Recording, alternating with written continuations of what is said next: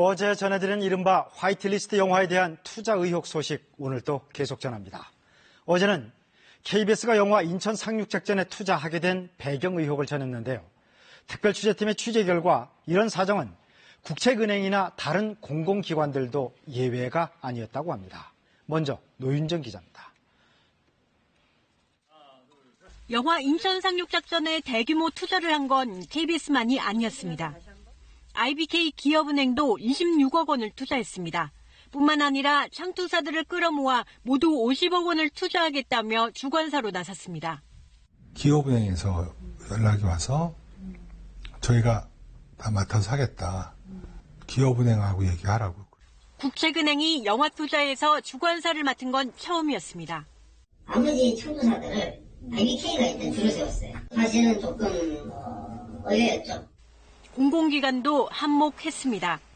영화진흥위원회 예산 등으로 모태펀드 영화계정을 운용하는 중소기업 청사나 한국벤처투자는 자펀드를 통해 46억 원을 투자했습니다.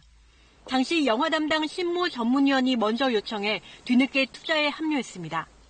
영화 이렇게 투자 살짝 올라갈 때 이름 나가잖아요. 이런 영화에 우리 중기청이 투자가 빠지면 안 된다. 이례적인 투자 배경을 묻자 IBK 기업은행은 흥행 가능성을 높이 평가했다고 입장을 밝혔습니다. 한국벤처투자는 신모 전문위원은 이미 퇴사해 정확한 사정을 알 수 없다고 밝혔습니다.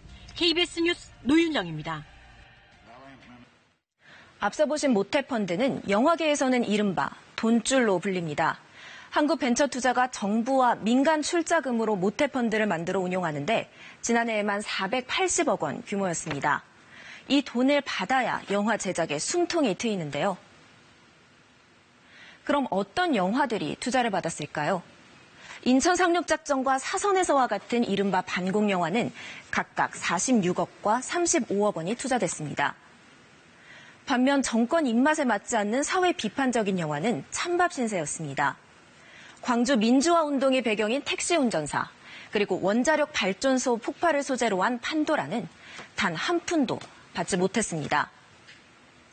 그렇다면 이런 투자 결정은 누가 할까요? 한국벤처투자에서 투자금을 받아간 창업투자회사들이 결정합니다.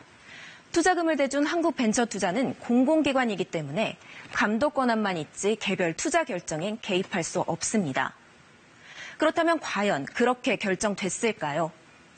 집행 과정에 보이지 않는 손으로 활약한 한국벤처투자의 모태펀드 투자 실태를 신선민 기자가 취재했습니다. 2015년 5월 박근혜 대통령에게까지 보고된 청와대 문건입니다. 문화계에 지원되는 정부 보조금이 좌파로 흘러간다는 지적에 따라 만들어진 대책 보고서입니다. 모태펀드가 좌파 문화운동의 자금 창구라면서 임원진을 국정 철학을 공유하는 인사로 교체하는 계획을 세웁니다. 5개월 뒤 당시 여당 실세와 친분이 두터운 조광래 씨가 한국벤처투자 사장에 취임합니다.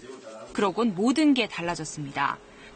투자 과정에 막강한 힘을 행사하는 전문위원 제도가 만들어져 인천 상륙작전 투자를 주도한 신모 씨가 선임됐습니다.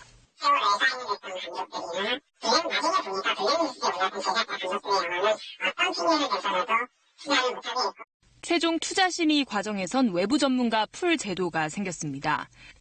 24명을 선정했는데 문화계와 관련 없는 보수 성향 변호사나 교수가 절반 가까이나 됐습니다. 특히 7명은 보수단체에서 활동 중인 인사였습니다.